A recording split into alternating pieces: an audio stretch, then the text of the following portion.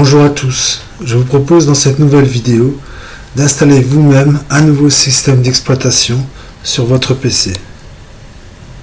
La tâche n'est pas facile, il s'agit d'un véritable défi tant les situations de chacun sont différentes et tant le matériel de chacun est différent.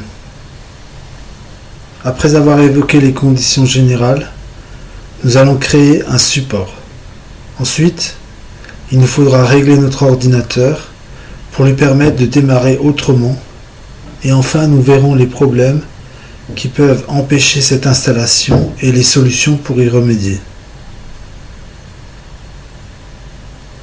Pour installer une distribution Linux de votre choix, ou BSD ou encore macOS, il est préférable d'avoir un deuxième ordinateur. Si vous n'avez qu'un ordinateur, il faut qu'il fonctionne correctement et surtout qu'il n'ait pas de problème de démarrage. Si vous êtes bloqué sur l'écran bleu de Windows 10 ou 11, essayez de revenir à la configuration normale. Vous pouvez aussi demander à un ami qu'il vous fabrique une clé ou un DVD. Pour installer une distribution Linux, il vous faut soit créer un DVD, soit créer une clé USB amorçable ou bootable. Dans le premier cas, choisissez un DVD vierge de minimum 4 GB, téléchargez l'image ISO gratuite de votre choix, Linux Mint, Ubuntu, Budgie, et gravez-la sur le support. Préférez une version LTS longue durée dans tous les cas. Votre DVD est prêt. Ne vous embêtez pas à vérifier l'image ISO. Dans le deuxième cas, une fois l'image ISO de votre distribution téléchargée, il vous faudra rendre votre clé USB amorçable avec un logiciel libre, de préférence UNetbootin ou Ventoy, plutôt que Rufus. Vous n'aurez qu'à entrer l'image ISO et choisir la clé à utiliser dans votre explorateur de fichiers.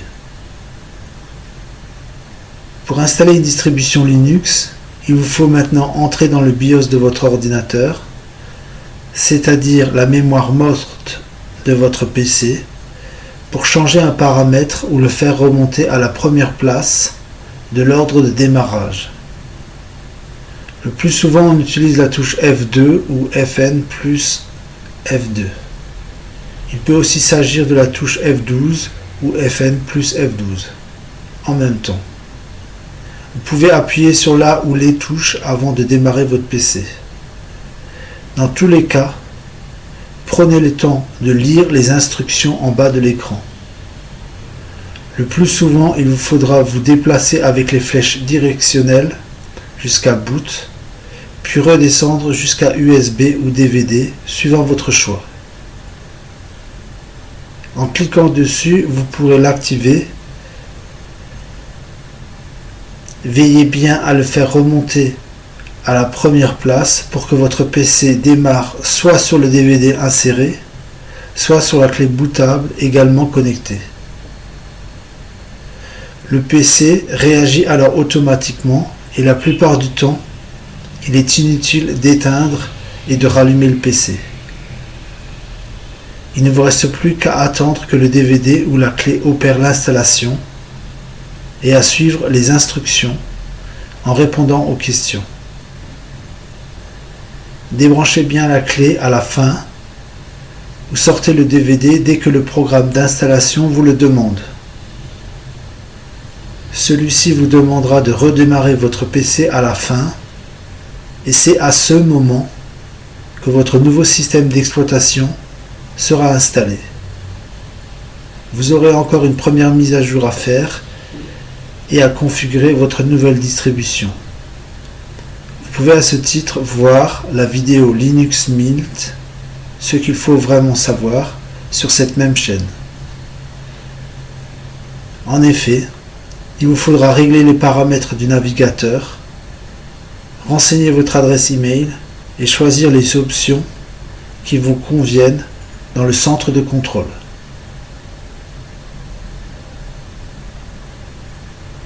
Installer pour la première fois un système d'exploitation ou une distribution est une opération délicate, mais elle est à la portée de tous. Il est important que chacun puisse le faire et quitter Microsoft Windows s'il le souhaite.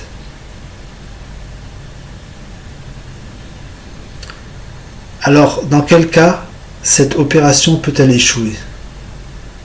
Cette opération peut échouer d'abord si votre DVD a déjà servi plusieurs fois et présente des rayures. Ou alors si la clé USB est mal insérée. Deuxième cas possible, il peut advenir que le Secure Boot est activé ou le BIOS verrouillé par un mot de passe. Pour désactiver le Secure Boot, retournez dans le BIOS, cliquez dessus sur la désignation qui se trouve généralement dans le deuxième ou troisième onglet et choisissez désactiver. Pour déverrouiller le BIOS et pouvoir ainsi modifier un paramètre, faites appel à un spécialiste en informatique. Si le BitLocker est activé, c'est généralement le cas sous Windows 11, retournez sur ce système d'exploitation et faites un clic droit sur votre disque dur. Vous verrez un petit cadenas, cliquez dessus et attendez que le disque se déverrouille. Si ça ne fonctionne toujours pas, il vous faudra trouver une clé de chiffrement sur votre compte Microsoft. Si cette vidéo vous a été utile pour installer votre première distribution ou système d'exploitation, n'hésitez pas à mettre un pouce en bas de l'écran ou à vous abonner afin de me permettre de faire d'autres vidéos utiles. Je vous remercie de votre attention et vous souhaite encore une bonne journée. Au revoir.